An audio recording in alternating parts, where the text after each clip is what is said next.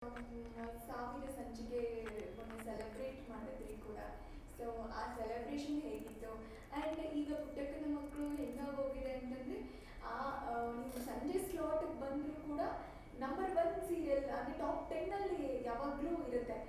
ಸ್ವಲ್ಪ ಆ ಕಡೆ ಈ ಕಡೆ ಆದ್ರೂ ಮತ್ತೆ ಕಮ್ ಬ್ಯಾಕ್ ಮಾಡಿದ್ರಿ, ಟಾಪ್ ಟೆನ್ನಿಗೆ ಬಂದ್ರಿ.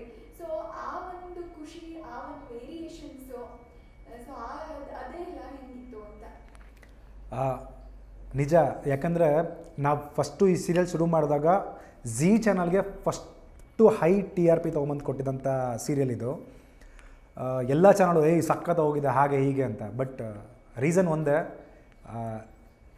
ಉಮಾಶ್ರೀ ಮೇಡಮು ಆ ಲೆಜೆಂಡ್ ಇರೋದಕ್ಕೋಸ್ಕರ ಆ ಸ್ಟಾರ್ಟಿಂಗಲ್ಲಿ ಆ TRP ತೊಗೊಂಬಂದು ಕೊಡ್ತು. ಅದು ಹಾಗೆ ಕಂಟಿನ್ಯೂ ಹೇಗೆ ಅಂದರೆ ಎಲ್ಲ ಆರ್ಟಿಸ್ಟ್ ಕೂಡ ಅವ್ರವ್ರ ಪಾತ್ರಕ್ಕೆ ಜೀವ ತುಂಬ್ತಾ ಹೋದರು. ಸೊ ಹಾಗಾಗಿ ಅಲ್ಲಿಂದ ಜರ್ನಿ ನಮ್ಮದು 1000 ತನಕ ತೊಗೊಂಬಂದು ಕೊಟ್ಟಿದೆ. ತುಂಬಾ ಖುಷಿಯಾಗುತ್ತೆ.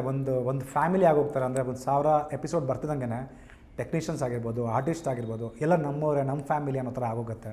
ಸೊ ಆ ಥರ ಇದೆ. ಇನ್ನು ಸ್ವಲ್ಪ ದಿನ ಹೋದರೆ ಸೀರಿಯಲ್ ನಿಲ್ಲಿಸ್ಬಿಡ್ತಾರೆ ಅನ್ನೋ ಕಿವಿಗೆ ಬಿದ್ದಾಗ ಈ ಒಂದು ಫ್ಯಾಮಿಲಿ ಕಳೆದೋಗುತ್ತಲ್ಲ. ಅಂದರೆ ಔಟ್ಸೈಡ್ ಸಿಗ್ತಿರ್ತಾರೆ, ಬಟ್ ಆ ಕ್ಯಾರೆಕ್ಟ್ರಲ್ಲಿ ನಮಗೊಂದು ಫ್ಯಾಮಿಲಿ ಸಿಕ್ಕಿರುತ್ತಲ್ಲ, ಆ ಒಂದು ಫ್ಯಾಮಿಲಿ ಇನ್ನೇನು ಕಳೆದೋಗುತ್ತೆ ಅಂದಾಗ ಸ್ವಲ್ಪ ಬೇಜಾರಾಗತ್ತೆ. ಆದರೂ ಒಂದು ಖುಷಿನೇ. ಯಾಕಂದರೆ ಯಾವುದೇ ಸ್ಲಾಟು ಚೇಂಜ್ ಆದರೂ 7:30 ಸ್ಲಾಟು ಪ್ರೈಮ್ ಸ್ಲಾಟಲ್ಲಿದ್ದಾಗೂ ನಾವು ಅದೇ ನಂಬರ್ 1 TRPಲಿದ್ವಿ. ಸೊ ಈಗ ಅದು ಪ್ರೈಮ್ ಸ್ಲಾಟ್ ಬಿಟ್ಟು ಕೆಳಗಡೆ ಬಂದಾಗಲೂ ನಾವು ಅದೇ ನಂಬರ್ 1 TRPನ ತೊಗೊಂಡ್ವಿ.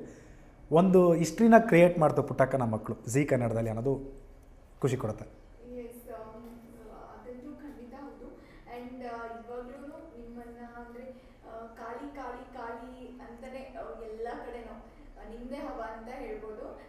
ಸೊ ನಿಮ್ಮ ಮತ್ತು ಅಂದರೆ ಕೋ ಆರ್ಟಿಸ್ಟ್ಗಳ ಬಾಂಡಿಂಗ್ ಹೇಗಿತ್ತು?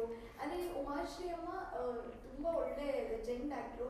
ಬಟ್ ಅದೇ ರೀತಿ ನಾನು BTSಗಳನ್ನ ನೋಡ್ತಾ ಇದ್ದೆ. ಮಂಜು ಭಾಷಿಣಿ ಮೇಡಮ್ ಈಗ ಕ್ಯಾರೆಕ್ಟರ್ನ ಬಿಟ್ಟು ಹೋಗ್ತಿರ್ಬೇಕಾದ್ರೆ ತುಂಬ ಎಮೋಷ್ನಲ್ ಆಗಿದ್ರು ಉಮಾಶ್ರೀ ಅಮ್ಮ. ಆಮೇಲೆ ನಮ್ಮ ಸಂಜನಾ ಮುರಳಿ ಅವರ ಕ್ಯಾರೆಕ್ಟರ್ ಮುಗ್ದಾಗಲೂ ಕೂಡ ಅಷ್ಟೇ, ಅವಾಗಲೂ ತುಂಬ ಎಮೋಷ್ನಲ್ ಆಗಿದ್ರು. ಸೊ ಎಷ್ಟೇ ನಾವು ಒಂದು ಕ್ಯಾಮ್ರಾ ಮುಂದೆ switch on and switch off ಆಗ್ತೀವಿ ಅಂದ್ರೂ ಕೂಡ ಆ ಒಂದು ಬಾಂಡಿಂಗ್ ಇರತ್ತಲ್ಲ, ಬಿಟ್ಕೊಡೋಕ್ಕಾಗಲ್ಲ. ಸೊ ಅವರ ಮತ್ತು ನಿಮ್ಮ ನಡುವಿನ ಬಾಂಡಿಂಗ್ ಹೇಗಿತ್ತು? ಅಂದರೆ ನಾನಂತೂ ಸೆಟ್ಟಲ್ಲಿ ಫುಲ್ ಕ್ವಾಟ್ಲೇ ಇರ್ತೀನಿ. ನಾನು ಪಕ್ಕಾ ಲೋಕಲ್ ಹುಡುಗ. ನಾನು ಅವ್ರಿಗೆಲ್ಲ ಇನ್ನೇನು ಶಾರ್ಟ್ ಕಟ್ ಆಯ್ತಾ ಫುಲ್ ನಗ್ನಗ್ತಾ ಫುಲ್ಲು ಕಾಮಿಡಿ ಮಾಡಿಕೊಂಡು ಕಾಲು ಎಳ್ಕೊಂಡು ಇರೋವಂಥ ಕ್ಯಾರೆಕ್ಟ್ರು. ಸೊ ಎಲ್ಲರ ಜೊತೆನೂ ತುಂಬ ಕ್ಲೋಸ್ ಆಗಿದ್ದೀವಿ. ಹೇಗೆ ಅಂತಂದರೆ ನೆಕ್ಸ್ಟು ಕಾಳಿ ಅನ್ನೋ ಕ್ಯಾರೆಕ್ಟ್ರು ಬರಲಿಲ್ಲ ಅಂತಂದರೆ ಬೋರ್ ಹಿಡಿಯುತ್ತೆ, ಇಲ್ಲ ಅವ್ರು ಯಾರೋ ಕ್ಯಾರೆಕ್ಟ್ರು ನಮ್ಮ ಜೊತೆ ಬರಲಿ ಅಂತಂದರೆ ಬೋರ್ ಹಿಡಿಯುತ್ತೆ ಅನ್ನೋ ಥರ ಆಗೋಗಿದೆ. ಇವಾಗ ಉಮಾಶ್ರೀ ಅಮ್ಮ ಆಗಿರ್ಬೋದು, ನನಗೆ ಪರ್ಸ್ನಲಾಗಿ ಕೂಡ ನನಗೆ ಅವರು ಬಂದು ಅಪ್ಪ ಹಾಸ್ಪಿಟಲಿದ್ದಾಗ ಬಂದು ಮಾತಾಡ್ಸಿದ್ದಾರೆ. ಅದೊಂದು ಖುಷಿ ಕೊಡುತ್ತೆ. ಅಂಥ ಒಬ್ಬರು ಲೆಜೆಂಡು ನಾನೊಂದು ಮಾತು ಅಪ್ಪ ಹಾಸ್ಪಿಟಲಿದ್ದಾರೆ ಅಂತ ಹೇಳಿದಾಗ ಹಾಸ್ಪಿಟಲ್ ತನಕ ಬಂದು ಅಪ್ಪನ ನೋಡ್ಕೊಂಡೆಲ್ಲ ಹೋಗಿದ್ದಾರೆ. ಸೊ ಡಾಕ್ಟರ್ ಹತ್ರ ಮಾತಾಡಿ ನೋಡಿ ಅವ್ರು ನಮ್ಮ ಅಪ್ಪಾಜಿನೇ ಅಂತ ಅವರು ಹೇಳಿ ಇನ್ನೊಂದಷ್ಟು ಫೆಸಿಲಿಟೀಸ್ನ ಕೊಡಿಸೋ ಥರ ಎಲ್ಲ ಮಾಡಿದ್ರು.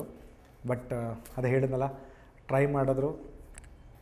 ನನ್ನ ಅಪ್ಪನ ಋಣ ಅಷ್ಟೇ ಇತ್ತು. ಸೊ ಹಾಗೆ ಅಲ್ಲಿಗೆ ಮುಗೀತು, ಋಣ ಮುಗೀತು. ಬಟ್ ಅವರ ಕೊಟ್ಟಿರೋಂಥ ಜವಾಬ್ದಾರಿ ಆಗಿರ್ಬೋದು, ಅವ್ರು ನಮ್ಮ ಮೇಲಿಟ್ಟಿರೋ ಪ್ರೀತಿ ಆಗಿರ್ಬೋದು, ನಾವು ಅವ್ರ ಮೇಲೆ ಪ್ರೀತಿ ಆಗಿರ್ಬೋದು, ಅವ್ರ ಮೇಲಿಟ್ಟಿರೋ ಪ್ರೀತಿ ಕೊನೆವರೆಗೂ ಸಾಯಲ್ಲ, ಅದು ಹಾಗೇ ಇರುತ್ತೆ.